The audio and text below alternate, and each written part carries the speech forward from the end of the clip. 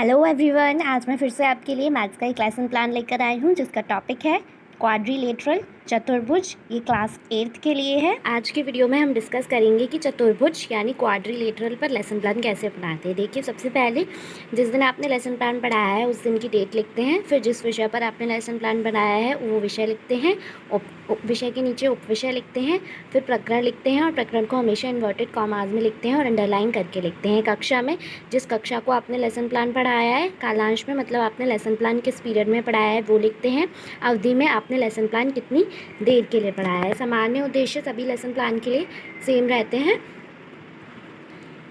देखिए, पहला है छात्रों में गणित के प्रति सकारात्मक दृष्टिकोण विकसित करना, दूसरा छात्रों को गणित के नियमों से परिचित कराना, तीसरा छात्रों में तार्किक एवं मानसिक शक्तियों का विकास करना, चौथा छात्रों को गणित की व्यवहारिक योग्यता का ज्ञान देना, पांचवा शुद्धता एवं मौलिकता का विकास करना।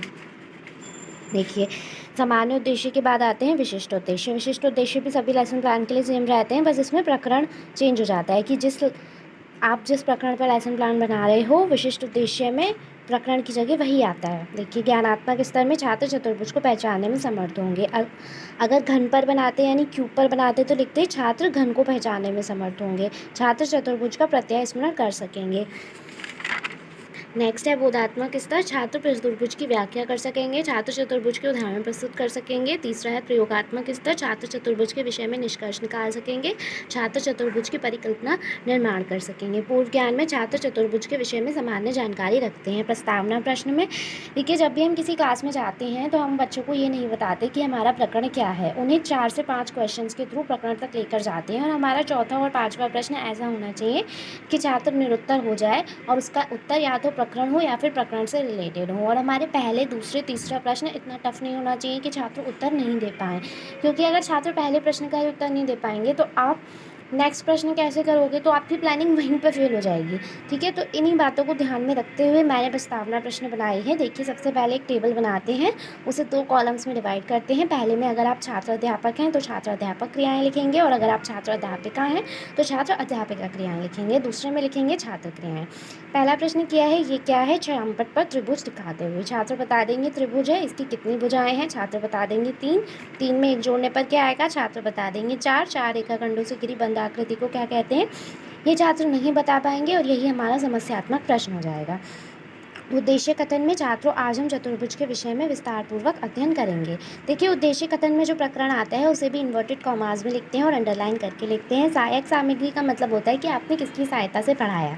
मैंने इसमें आवश्यक कक्षा उपयोगी उपकरण आदि लिखा है। आप चाहें तो श्यामपट्ट, चौक, डस्टर, चार्ट, मॉडल, मतलब जिसकी भी हेल्प से पढ़ाया है वो आप इसमें लिख सकते हो। आप चाहें तो इन पेजेस के स्क्रीनशॉट ले सकते हैं। आई होप आपने अभी तक स्क्रीनशॉट ले लिया होगा।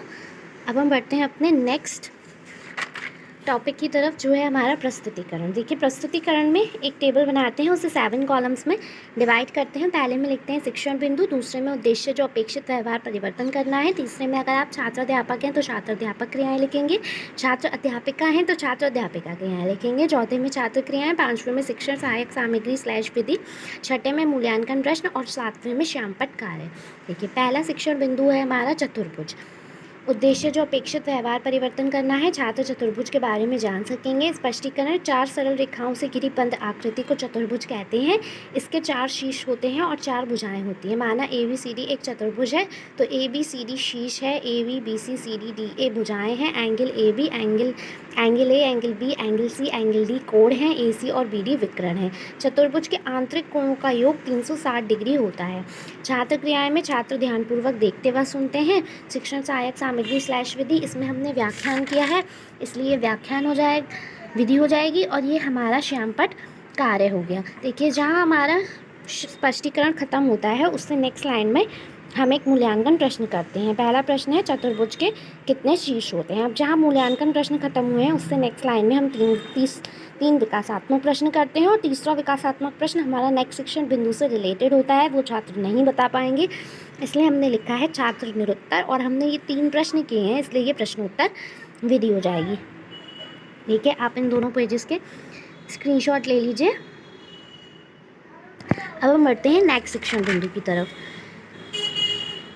चतुर्भुजों के प्रकार। छात्र चतुर्भुज के प्रकार के बारे में जान सकेंगे। स्पष्टीकरण। चतुर्भुज के निम्न प्रकार होते हैं। पहला है समांतर चतुर्भुज, दूसरा है आयत, तीसरा है वर्ग, चौथा है समचतुर्भुज, पांचवा है समलंब चतुर्भुज और छठा है पतंग। पहला है समांतर चतुर्भुज। ऐसा चतुर्भुज जिसकी सम्मुख भुजाएं समांतर तथा बराबर होती हैं और सम्मुख कोण बराबर होते हैं तथा एक दूसरे को समद्विभाजित करते हैं।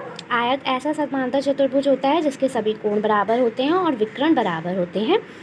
कोण समकोण होते हैं, विकर्ण बराबर होते हैं। वर्ग एक आयत जिसकी सभी भुजाएं बराबर होती हैं, विकर्ण समकोण पर समद्विभाजित करते हैं। छात्र क्रियाएं छात्र ध्यानपूर्वक देखते व सुनते हैं। व्याख्यान विधि हो गई और ये हमारा श्यामपट्ट कार्य हो गया। ठीक, और जहाँ पर हमारा स्पष्टीकरण खत्म हुआ है उससे नेक्स्ट लाइन में हमने एक मूल्यांकन प्रश्न किया है कि समांतर चतुर्भुज की सम्मुख भुजाएं कैसी होती हैं। देखिए, इसका आप स्क्रीनशॉट ले लीजिए। अब हमारा नेक्स्ट शिक्षण बिंदु है। पहले हम विकासात्मक प्रश्न करेंगे कि आयत के सभी कोण कैसे होते हैं, छात्र बता देंगे। समकोण। वर्ग की सभी भुजाएं कैसी होती हैं, छात्र बता देंगे। बराबर। समचतुर्भुज के गुण बताइए। अब देखिए, तीसरा विकासात्मक प्रश्न है, मतलब नेक्स्ट शिक्षण बिंदु से रिलेटेड है। अभी हमने छात्रों को नहीं पढ़ाया है इसलिए उन्हें ये नहीं पता है, तो छात्र इसका उत्तर नहीं दे पाएंगे। तो हम लिखेंगे छात्र निरुत्तर, और ये हमने 3 प्रश्न किए हैं इसलिए प्रश्नोत्तर विधि हो जाएगी। नेक्स्ट शिक्षण बिंदु है चतुर्भुज के अन्य प्रकार। छात्र चतुर्भुज के अन्य प्रकार के बारे में जान सकेंगे। स्पष्टीकरण। चौथा है समचतुर्भुज। समांतर चतुर्भुज के सभी गुण होते हैं। देखिए, जो समांतर चतुर्भुज के सभी गुण समचतुर्भुज में भी होते हैं।